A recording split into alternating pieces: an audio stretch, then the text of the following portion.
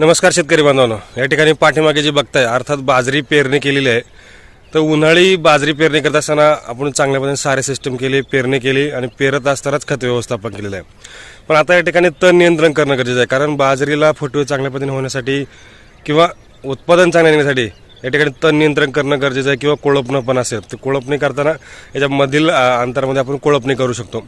तर तण नियंत्रण करण्यासाठी या ठिकाणी ॲट्राझिन मारणं खूप गरजेचं आहे, कारण शक्यतो 2,4-D वगैरे चालत नाही. कारण बाजूला जी असणारी पिकं असेल, समजा या बाजूला तुम्ही बघू शकता की कांदा पीक आहे, जे जवळ पिकं असेल तर निश्चित यांना अडचण येऊ शकते. तर या ठिकाणी आपल्याला ॲट्राझिन मारून घ्यायचे आहे की जेणेकरून चांगल्या पद्धतीमध्ये शेजारच्या पिकाला त्रास होणार नाही आणि आपलं जे असणारं तण नियंत्रण आहे हे आटोक्यामध्ये राहील. त्यामुळे आपल्याला या ठिकाणी तणनाशक मारताना या ठिकाणी धानुकाचं ॲट्राझिन मारायचे की जेणेकरून आपल्याला त्याचा चांगल्या पद्धतीने रिझल्ट मिळेल, फायदा होईल. साधारणपणे 100 ग्राम प्रति पंप 20 लिटरसाठी, म्हणजे 5 ग्राम प्रति लिटर याप्रमाणे प्रमाण आहे.